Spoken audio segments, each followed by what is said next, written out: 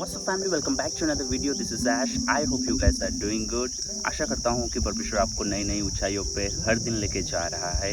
और ये video specially मैं डेडिकेट कर रहा हूँ अपने यंग योद्धाओं के लिए और जवान योद्धाओं के लिए जिन्होंने अभी अभी 10th का एग्ज़ाम और 12th का एग्ज़ाम क्लियर किया है। सबसे पहले सबको कॉन्ग्रेचुलेशंस जिन्होंने भी एग्ज़ाम्स क्लियर किए हैं और परमेश्वर ने आपकी मेहनत के अनुसार सबको अच्छे अच्छे परसेंटेज दिए हैं।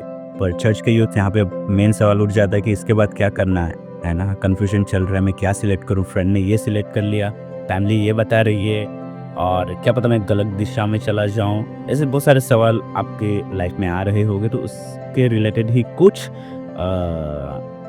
टॉपिक्स अपन कवर करेंगे। या तो मैं आपको ये वीडियो के द्वारा थोड़ा सा एनकरेज करना चाह रहा हूँ। सबसे पहले एक गहरी सांस लो और ये मोमेंट में परमेश्वर को हम इनवाइट करें, वही हमको गाइड करे। और प्लीज़ ध्यान से सुनना, ये कुछ पॉइंट्स मैं आपको बताना चाहता हूँ।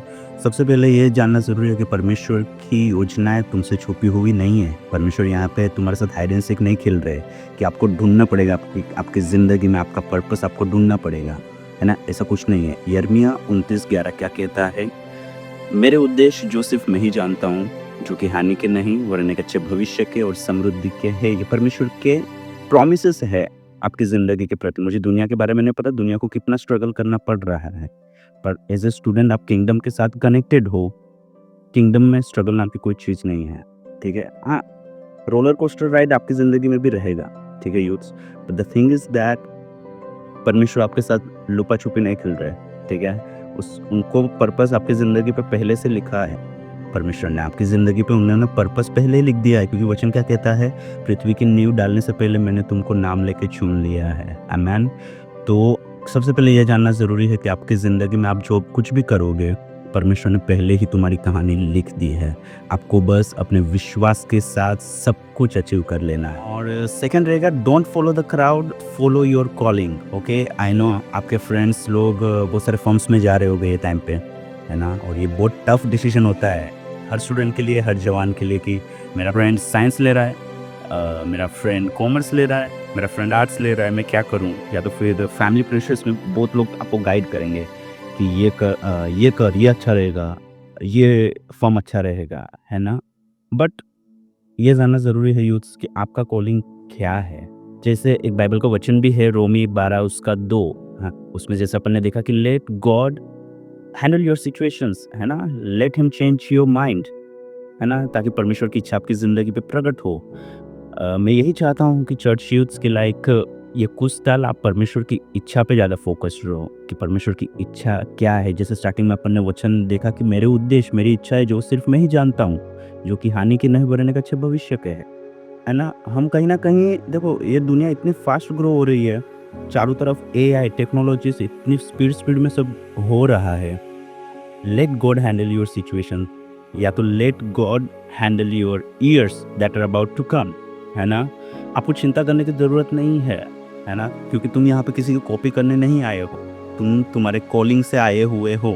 तो सेकंड अपना टॉपिक जो था, don't follow the crowd, follow God. और परमेश्वर आपको एकदम सही जगह लेके जाएगा। क्योंकि मेरे एक्सपीरियंसेस से बोलूँ, मुझे करना कुछ और था।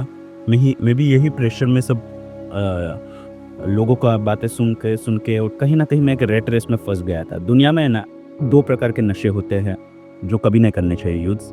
एक होता है, और एक दूसरा नशा वो होता है कि भाई महीने की सैलरी आने वाली है, वो काम तुमको पसंद नहीं है फिर भी करना पड़ रहा है ना। तो वो नशा कभी रखना मत, सैलरी वाला, ठीक है। परमेश्वर के किंगडम के लिए कुछ ना कुछ करना अपने कॉलिंग के साथ।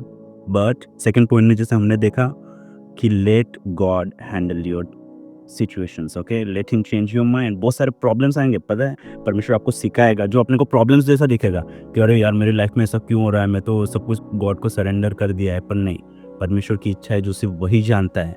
ऐसा बनो कि परमेश्वर की इच्छा है तुम्हारी जिंदगी पे पूरी हो, ओके। थर्ड पॉइंट रहेगा अपना कि God uses the unlikely, okay. आपको ऐसा लग रहा होगा कि लाइक मैं तो कुछ नहीं हूँ, मुझे तो कुछ नहीं आता है, मुझे तो अभी तक पर्पस मिला ही नहीं, मेरे को क्या करना है लाइफ में, या तो मेरी फैमिली इतना अफोर्ड नहीं कर सकती ये कॉलेज में पढ़ाने के लिए, है ना। मेरे फ्रेंड्स लोग सब अच्छे कॉलेजेस में जा रहे हैं, मैं नहीं जा पाऊँगा, है ना। तो ये सब सवाल आपकी ज़िंदगी में होंगे, तो ये पॉइंट आपके लिए बहुत इंपॉर्टेंट है।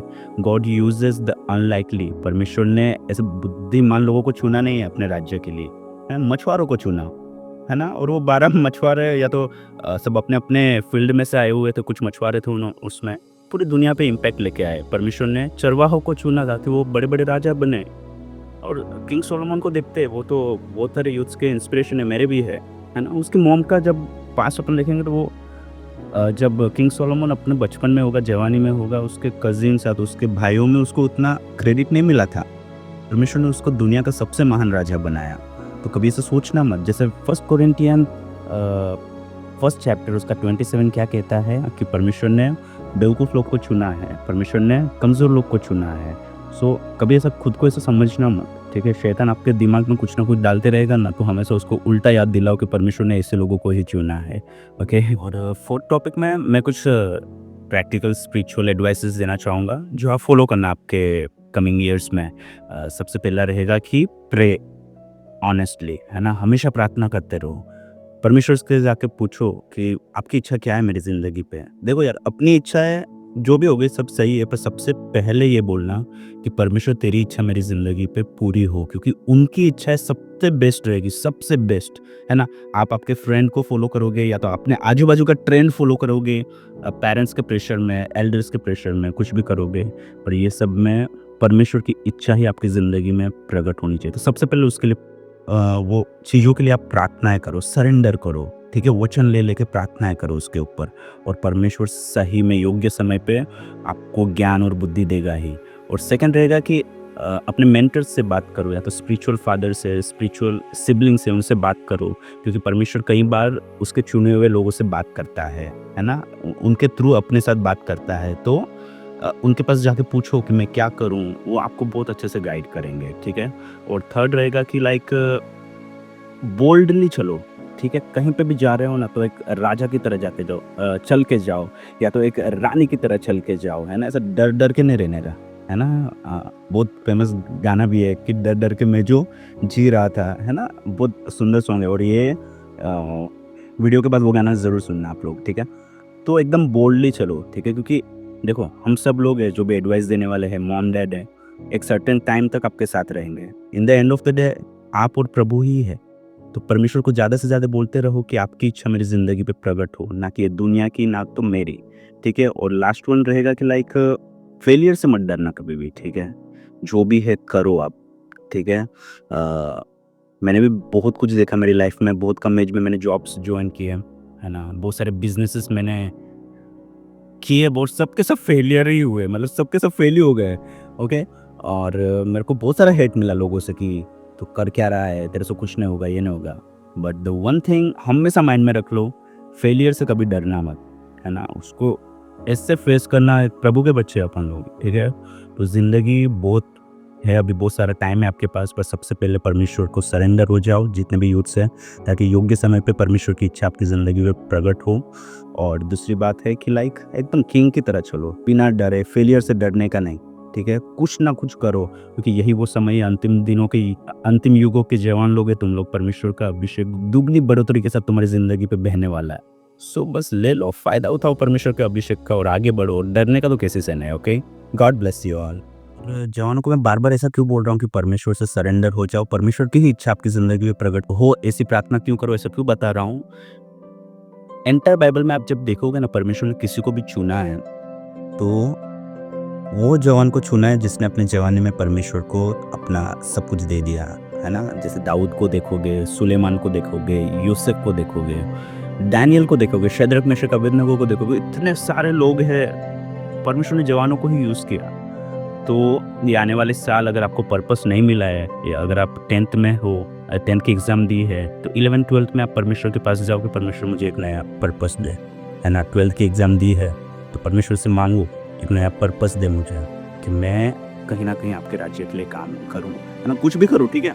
आप जॉब करो, एआई वगैरह है आपके लाइफ में, गेम्स खेलो, मैं बहुत खेलता हूँ गेम्स और मैं एनकरेज भी करता हूँ, पर उसमें ही मत फँसे रहो। मोबाइल एडिक्शन से एक बुरी बात है, उसके द्वारा भी परमेश्वर के राज्य के लिए कुछ ना कुछ बनाओ, है ना? गेम्स खेलो मत, बनाओ, एआई का सपोर्ट लो, चैट जीपीटी है आपके पास, use it for the kingdom, है ना? और बहुत कुछ कर सकते हो आप, अगर आप परमेश्वर के मतलब कुछ भी काम करो, आप इंजीनियर बनोगे, डॉक्टर बनोगे, बिज़नेसमैन्स बनोगे, जो फाउंडर्स बनोगे बड़े-बड़े कंपनीज़ के, पर वो सब चीज़ें किंगडम के साथ कनेक्टेड रखना। अगर वो किंगडम के साथ कनेक्टेड नहीं है, तो बहुत-बहुत टफ होने वाला है, ठीक है? ये सब चीज़ किंगडम के साथ कनेक्ट कर देना और सारी-सारी महिमा उसके द्वारा सिर्फ़ परमेश्वर को देना। आपकी ज़िंदगी बहुत ईज़ी हो जाएगी। God bless you guys.